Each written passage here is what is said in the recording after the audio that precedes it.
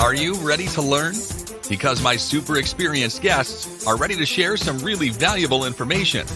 Make sure and listen all the way to the end to get help and support. So let's start with the best audio experience. What's up, guys? Welcome to our show. Today we discuss about podcasting and media marketing, how you can get results, sales, traffic, creating brand awareness, and anything else. I'm so excited to discuss this topic with Bruce Chamoff. How are you? All right, Anatoly, how are you doing? I'm doing great. Today, Monday. I love this day. On school, I hate it. As my son does. But I love it. I love it because of my living job. Many things I can do on Monday. I can communicate with clients. So it's like positive mindset. If you love what you do, any day is great. Before we start, Bruce, tell more about yourself, experience, background, and why you decided to share with us about podcasting and media marketing. That goes back about, I would say, 18 years or so. But I wanted to get into radio. I thought I had a really good radio voice. Mm-hmm. And I just thought at that point it might have been too late to get into radio.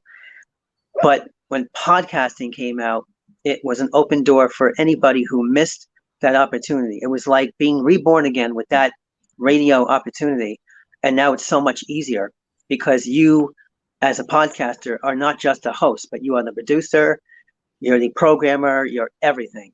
And when it became popular in 2005, people just started getting into it.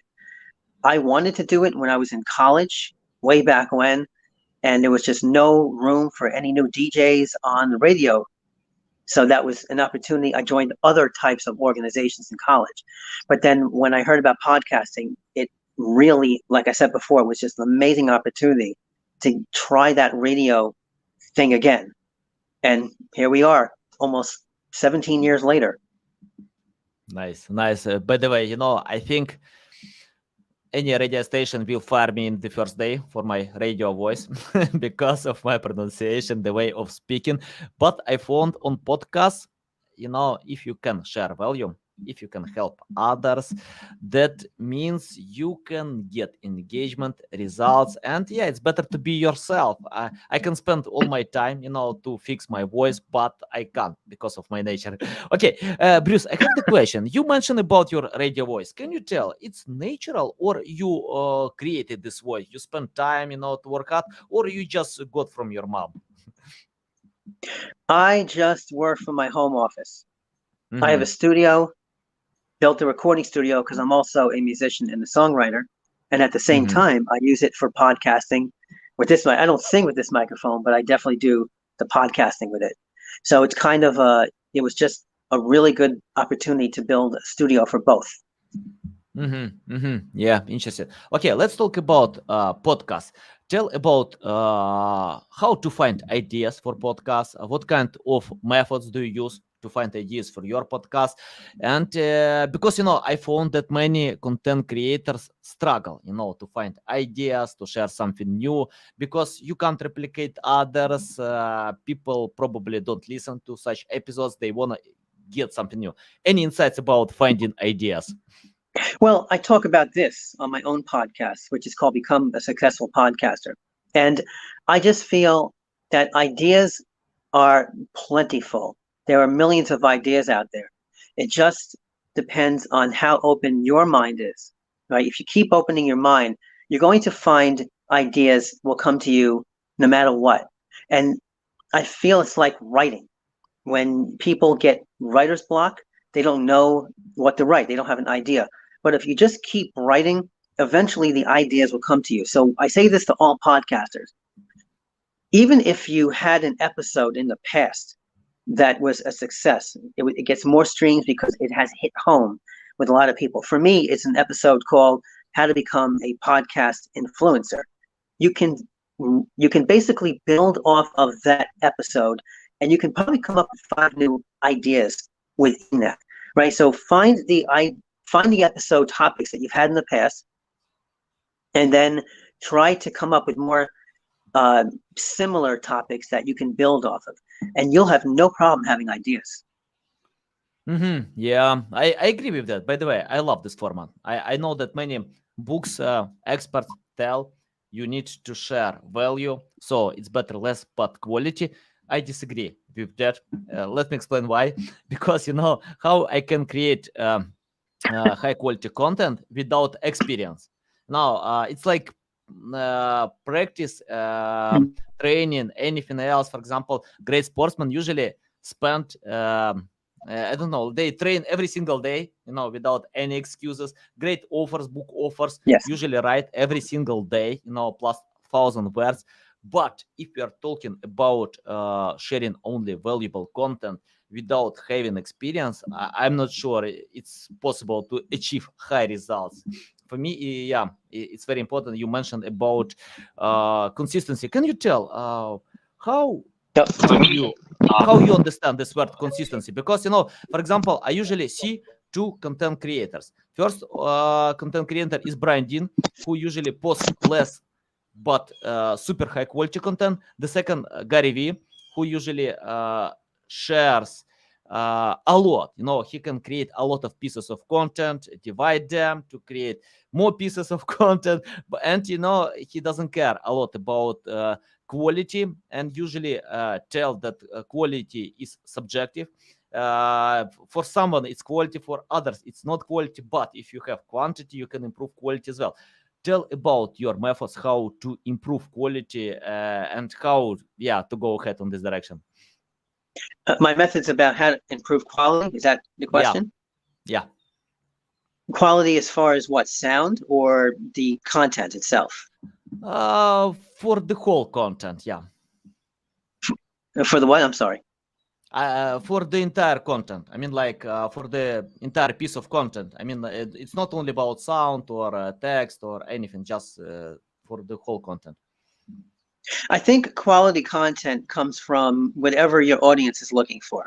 Remember that when you're podcasting, it's mostly about how the audience perceives you and how entertained and educated they are. So if your audience resonates with the content, it's 100% quality. If they're not connecting with you as a podcaster, then it's the opposite. It's not quality content.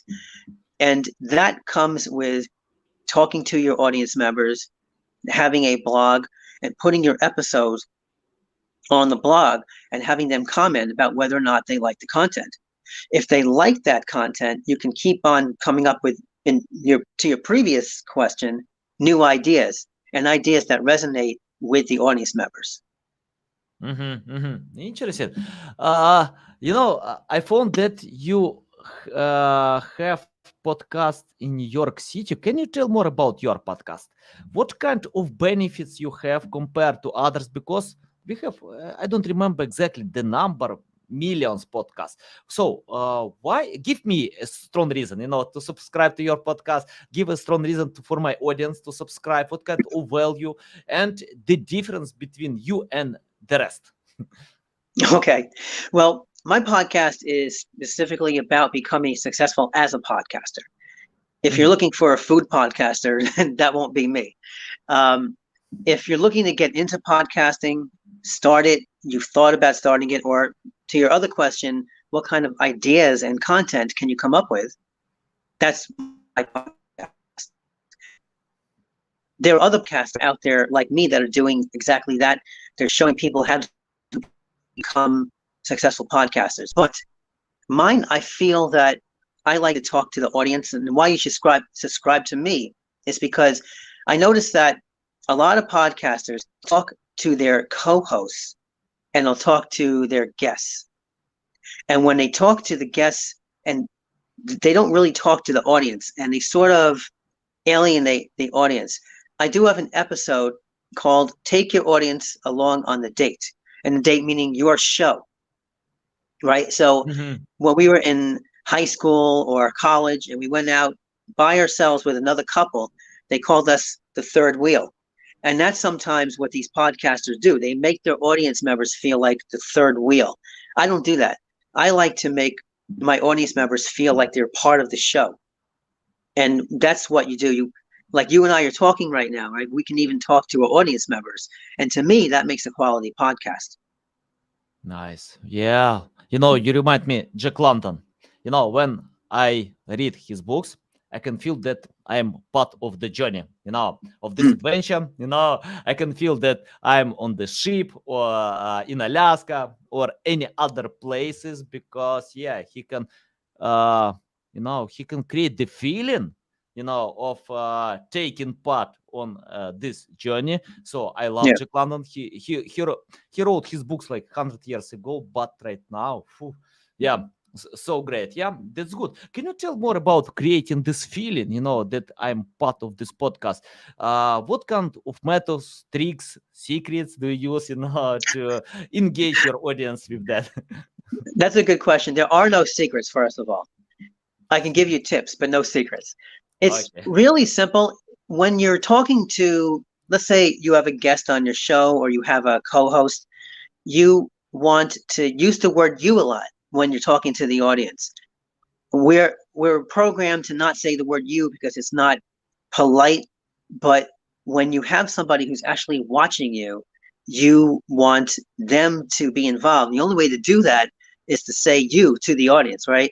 And ask them what they think. It's not just what your guest thinks and what your host thinks, it's what you think. It's also what does your audience members think, right?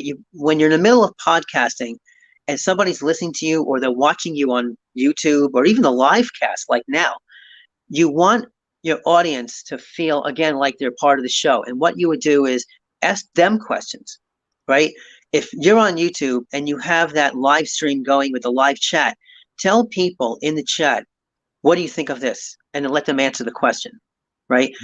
Or ask them an open-ended question. How do you feel about podcasting, talking to the audience? Tell us what you think. Tell us how you feel. And that makes the audience participate and it makes them feel good, right? I mean, if it's just you and me talking and it feels like we're shutting other people out. So that's what I always tell everybody. Nice. Let's talk about another aspect that I see when content creators ignore it. They usually try to copy others. For example, if I copy Joe Rogan or Gary Vee or anybody else, I can't replicate these great content creators, specialists, experts. And if you're talking about SEO, digital marketing, I can copy others as well. For example, I see when content creators try to be funny when they have no experience with that, or it's not their attitude. Once I read an interesting book about a girl, and she didn't have any friends. She was so like she had an internal voice. She didn't want to communicate with others, and once she decided to create a blog to share about herself, 1 million people started to follow her because many others are the same. They're not funny. They are introverts as well. So I found when content creators copy best practices, when they try to replicate Mr. Beast or anybody else, but it's better to be yourself because people know Mr. Beast, people know other people. They wanna find something new, and it's hard to be someone else when you can be yourself, because it's not hard to be yourself. It's very simple because it's you. Can you tell more about being yourself, how to find this internal voice and to be yourself without limiting yourself with some standards, possibilities, best practices, and anything else? I agree with you. I mean, there's really no way to answer that question straight. I mean, yes, be yourself. You have your own personality, your own views, your own opinions. I mean, nobody is the same as anybody else. And it's amazing how they say we're like our parents. We're not like our parents. Maybe physically we're like our parents. We have some physical traits, but we are our own person. I believe it's impossible to be like anybody else, even if you wanted to, right? Yeah. I think that it's just natural to be yourself, right? Because no matter who you're like, if you're trying to be like somebody else, there's always going to be something about that person that you don't like, that you don't agree with, that you just don't resonate with. You might resonate with that person 90%, but it's that 10% that slows you down from actually trying to be like that person. So don't. Be yourself, talk your own voice, don't be anybody else. I don't know what else how to answer the question, but I feel that, see, this is what I do. I like some of the content of some of the people I see out there. And one of the things I do is when I see a podcaster I like, or even just a YouTube video creator, like a personality, I like the title. I look at the title of their video or their podcast episode, and I can copy that title. There's nothing wrong with copying somebody else's title. And that's a good thing, because I know that you are an SEO expert. You're a search engine optimization expert, right? I can have an SEO channel of my own on YouTube, and I won't. But if I like your titles, Anatoly, I can actually take one of your titles and make it one of my titles. But that's where it stops, right? Your content is going to be totally different than another person. So I've watched a lot of your videos, and I respect you as an SEO person, right? So I think you have a title. You have a lot of videos out there on search engine optimization, and they're really good. You know what you're doing. So when you have, I believe one of your episodes is called SEO on Facebook or something like that, right? Well, if I want to use Facebook to boost my website on Google, right, I might like your title and I might listen to your episode, but I won't copy your content. I'm just going to have another episode of my own that says SEO on Facebook, right?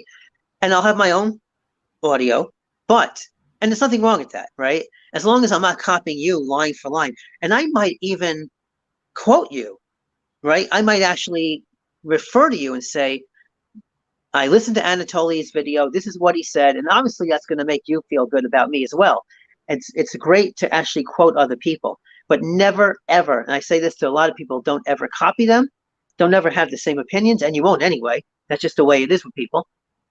And I believe that good things are going to come when you're an original, right? You don't want to be like anybody else. But if you are number one on Google for SEO with Facebook, and I like what you're doing, or somebody's doing something on Quora, right? Quora has very good search engine rankings, and I've seen that a lot.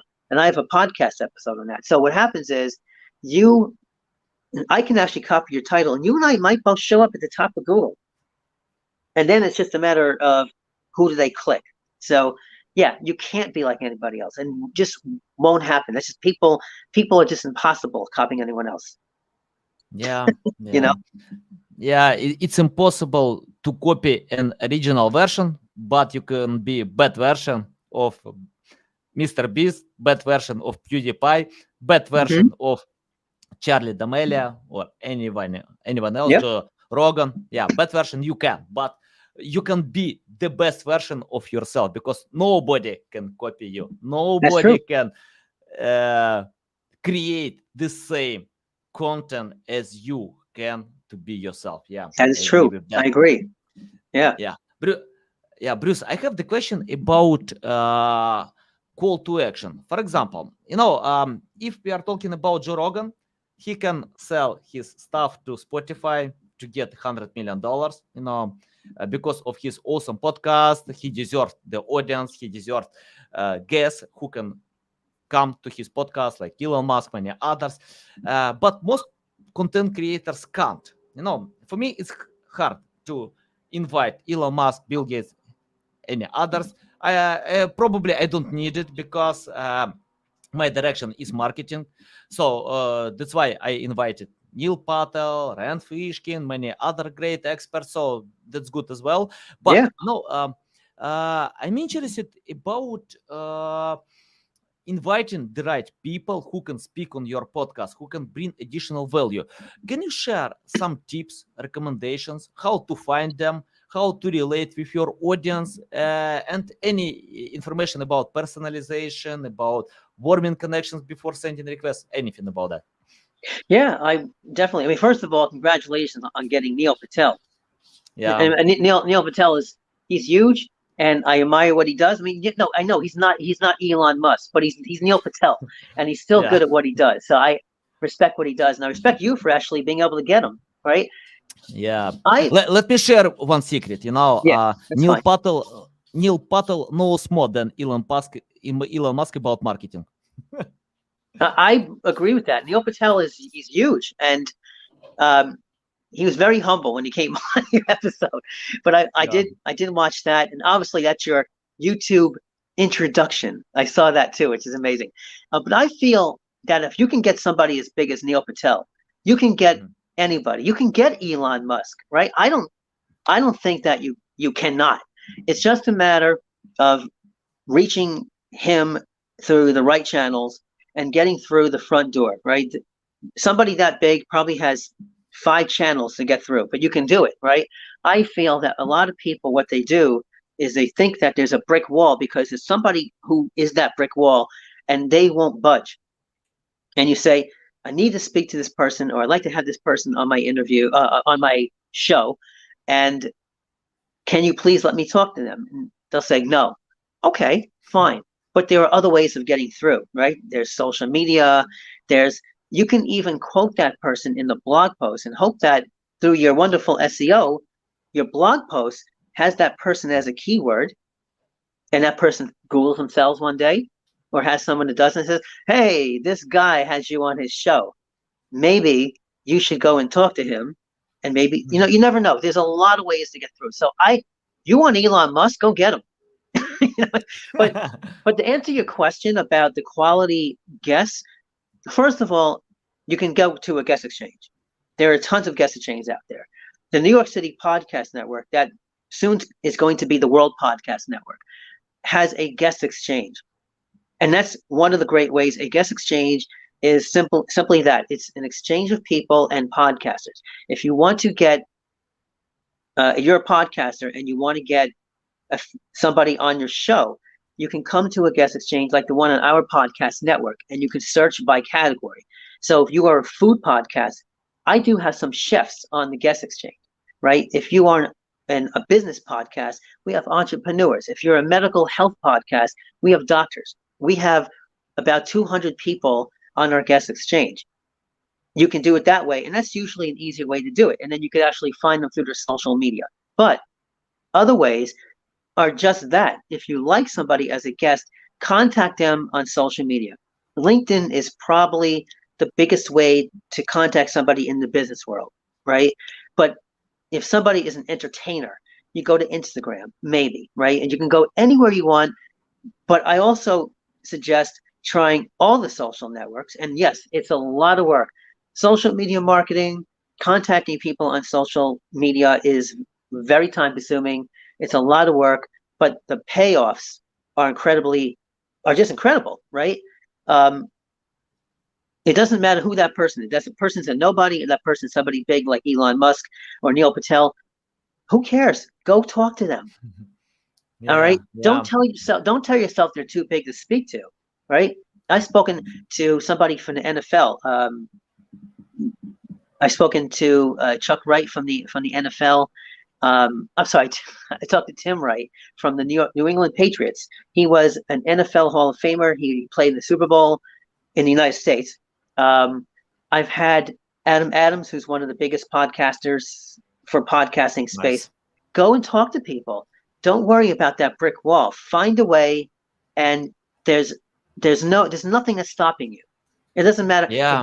If you want to talk to Donald Trump, go find Donald Trump. Find a way to talk to him and get him on your show. You know what I mean?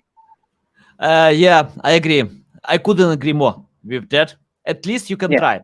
And what you can lose if you fail? Nothing. If Elon Musk doesn't come to my show, okay, I can find someone else. There's somebody other close great to him. Experts. Yeah. Yeah. Agree. Okay, Bruce, I have the question about call to action. Most businesses, for example, Joe Rogan, he can get $100 million just to have podcasts on Spotify. That's it. Mhm.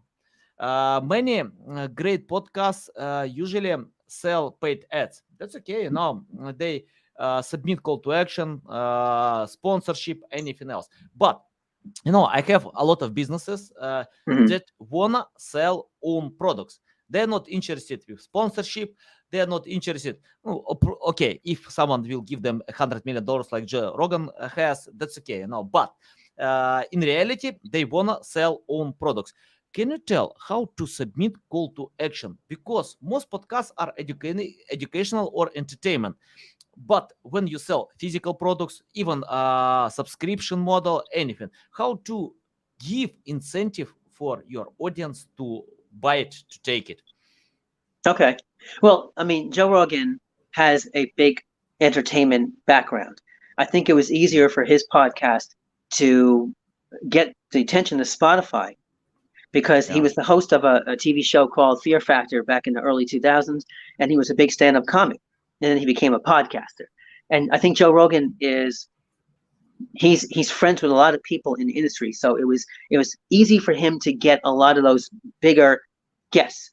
But hold on, I got a fire engine outside. Hold on 1 second. Must be a fire somewhere. Hopefully not in this house. I can hear, by the way.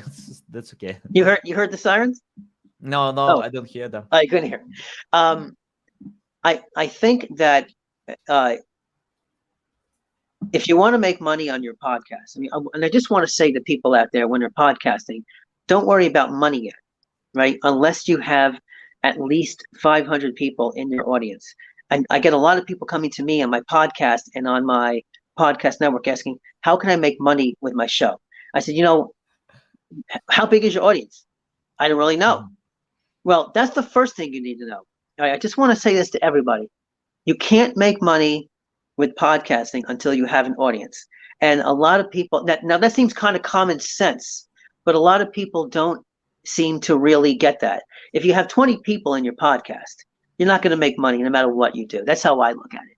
So once you reach that plateau and you have 500 people at least, there are lots of ways to make money with your podcast. And I have an episode on that in my show. You can sell products, as you were talking about, Anatoly, through affiliate marketing, right? So affiliate marketing is very easy to get into. You sign up with either Commission Junction, that's the website, or Share a Sale, or Rakuten, which used to be called Linkshare. And you will find banners that you can put on your podcast, right? These banners they're links that go to those websites, and they track you as an affiliate and all the sales that you brought to the affiliate. Now, because if you're an audio podcast, you obviously cannot put a hyperlink inside of audio, right? And you can't put a visual banner. So what you would do is you would have a host ad. You would have like a sponsor about, you would basically create yourself your spoken word ad about that affiliate program and say, I am sponsoring, or today's sponsor is Macy's or Amazon, right? Or Facebook, or whoever you want to sell, right? Maybe you want to sell Amazon products. So you say on the podcast, today's sponsor is Amazon. And then if you want to buy their products, there's a link in my show notes, right? Because every podcaster has a chance to put up show notes, and they can include hyperlinks. So that's the way you would do it. That's one of the ways. The other way too is a lot of podcasters have Patreon, right? Mm-hmm. So if you really like the content of your podcaster, you can give them donations on Patreon. So Patreon is that way that musicians and content creators can make money. It's like a tip jar. It's like a virtual tip jar. And I don't use Patreon, but I know a lot of podcasters that do. So it's a good thing. Yeah, nice, valuable. Okay, Bruce, let's talk about mistakes. For me, it's hard to count how many mistakes I made in my life, a lot, but I still learn from my mistakes. I can do it every single day, new mistakes. But, I found that mistakes can help you to find the right direction. I remember once I listened to an interview with Shaquille O'Neal, and he shared interesting think about mistakes. He told if he started something new, he always makes mistakes, because and he doesn't call them mistakes, he calls them education. You can't get this education without doing these mistakes. And I think, I remember another quote from Elon Musk. He shared, if you don't make mistakes, that means you're not innovative enough. So you just copy others, and you can't create something new. Tell about common mistakes that podcasters still do and how to find a much better way. Of course, they will make mistakes, but which mistakes they can avoid today? Okay, great. And I made all of them. So I also learned. And yes, you're absolutely right. Mistakes are education. First of all, make sure that the content that you're coming out with is all educational or entertaining to your audience, and get the audience involved. Like I said, the first mistake that I see a lot of podcasters make is, as I mentioned before, they talk strictly to the other host and the guest that comes on. And that can alienate the audience and cause them to not want to come back, because they're just kind of watching on the sidelines as two people are having fun. So that is definitely a way to correct the mistake, is by getting them involved. And that's all too often. The next mistake I see is, like I said before, people concentrate too much on making money instead of making quality content. And that is always a mistake, because if you don't come out with quality content and you're so worried about the quantity of the number of episodes you're putting out, you won't make money, because you won't keep your audience members. So stop worrying about money. Worry about quality content that's going to resonate with each and every person, that, or as many people as possible, that come to your show. And another error or mistake I see people make is they don't name, and you're going to love this one, Anatoly, because you're an SEO guy. They do not name their episode titles to get search engine rankings. Yeah. Right. First of all, most podcasters, and me included, make the mistake of putting the season number and the episode number in the beginning of the title. And that is wasted characters with Google. And actually, when your episode goes out on Apple Podcasts, Apple only shows like the first 25 characters. So if you're going to sit there and say episode 5 or season 10, right, you're wasting a lot of characters. So one person who I just interviewed on my show is Dave Jackson from the School of Podcasting. He said, put the season and the episode number at the end of your episodes. And that was a mistake that I was making all that way. So I'm learning from that too.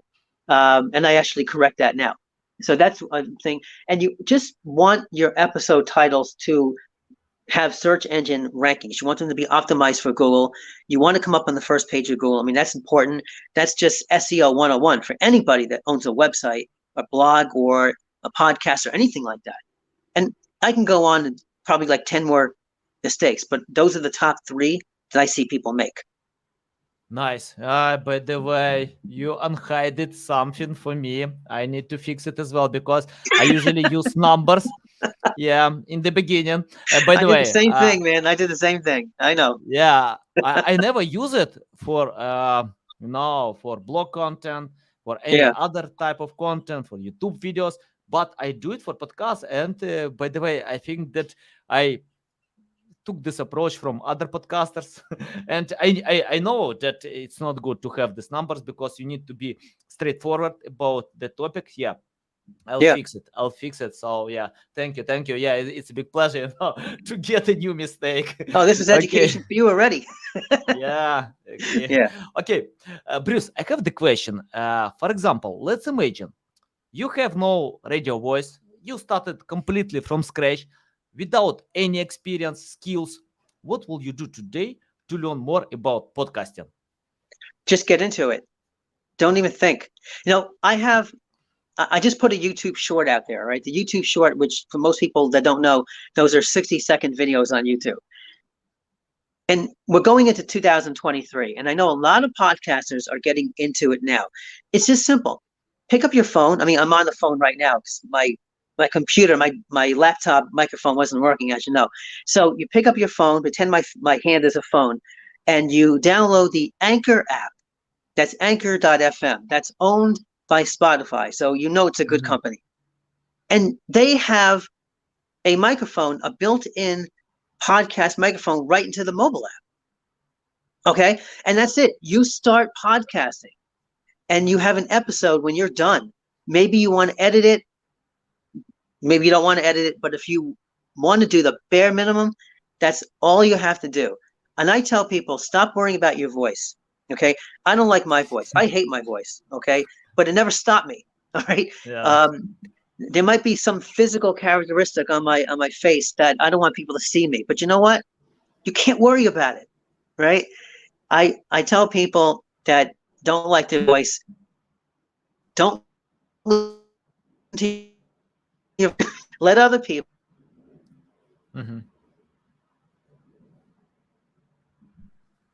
Sorry, we dropped out there. So I tell people just do it. Yeah, I agree. You know, Bruce, I think it's the same. Like, for example, if I read 100 books how to play soccer, I will never beat Lionel Messi or Cristiano Ronaldo or Mbappe or anybody else on the soccer field, because these guys prefer to train, you know, to train hard, to hit the ball 1,000 times a day, than to read books or learn how to play soccer. You know, I think it's the same with podcasting. If you want to be successful in this field, you need to record. You need to record to start doing it, because practice only shows what actually will work for you. I agree with that 100%. So it's better to do something, and practice makes miracles. We know about that. Bruce, I have the question about I think we have the a future. problem. Okay, I can hear you now. Bruce, I have the question about the future. Can you forecast the future of podcasting? What kind of future will be? Any insights about that? Oh, we have some. Wait, I'm having a problem. Yeah. Go ahead, keep talking. I'm gonna try turning my Wi-Fi off and see if I can. Okay. Bruce, just the final question. By the way, guys, you can see that even right now we have connection problem, but it doesn't stop us to record this podcast. For example, I remember, when I listen to audio podcasts with Gary Vee, it's interesting that he usually submits some episodes from his conferences with not good voice, with not good recording, but people care about value. So value is more important than nice looking voice, as you mentioned before. I agree with that. And Bruce, the final question, the future. Predict this future. What kind of future will be? Because many things are coming. Metaverse, augmented reality, I don't know, name them. What kind of future will be? Podcast will be dead one day? Well, okay. I mean, I'll predict the future. I know I can't accurately. I mean, nobody can accurately predict it, but I feel that podcasting is going to be more popular than it is now. There are going to be more podcasters out there. Right now, there are 4.3 million, according to Rob Greenlee of Libsyn. I think he left Libsyn, but when we were doing our Podno 2021 a year and a half ago, he came on and told us that there were 4.3 million podcasts. I believe that because of how easy podcasting is to get into, I believe that there's going to be about 10 million podcasts. And my guess, by the year 2025, I'm going to say probably in the next 2 years, there are going to be millions more, because people are getting into podcasting. They're working at home with the pandemic. They can't go to the office, and COVID-19 is getting worse, right? Monkeypox is out there. We have the flu. We have a lot of diseases. People are not going to the office like they used to, and with that, they find more opportunities to get into podcasting. So I think that that's my prediction. Maybe I exaggerated, maybe not 10 million. I mean, I would say there's probably about 5 million podcasts now. I would say it's probably going to be about 7 by 2025. That's my guess. Only time will tell, obviously. And our podcast network, we if people who want to get into podcasting can come to our event on February 4th, 2023, which is Podno 2023. And that's on a Saturday. And that's from 9 to 5 New York City time. So whatever your time zone is, you can come as well. Nice. Yeah, I remember the same number was about YouTube channels. It was like 20 million. Then it increased significantly because it's not amazing. hard. Yeah, it's not hard to create your YouTube channel. It's not hard to register on Facebook, TikTok, LinkedIn, at any place. And it's not hard to start your podcast because this format is growing. It's popular. People love it. I love it because I can listen to audio podcasts when I'm walking with my dogs, when I'm training, when I'm driving, exercising, anything, So it's simple. And sometimes even if I'm on my bed, when eyes are tired, you can listen to audio podcasts. It's simple, Love this format. Bruce, it's a big pleasure. Yes, Anatoly, thank you. It's been a pleasure here as well. Yeah. Tell our audience how they can reach out to you, learn more about you, follow you. Oh, well, I'm on social media, Instagram. I'm a songwriter, so I'm on Spotify. Look up Bruce Chamoff there. I'm on Facebook. I let your dog in the back. You can go to the nycpodcastnetwork.com. That's the New York City Podcast Network, the biggest podcast network in the world. And you can always just reach out to me there as well. And I'm on LinkedIn. So Nice. Guys, you can find all these links in the description below. Listen us on Apple, Google, Spotify. Thanks again for your time. A big pleasure. Welcome back anytime to share more valuable insights. I love it. Thank you, Anatoly. Guys, you need to follow Bruce because you can see a lot of value. Okay, guys, love you. See you. I need you on my show too.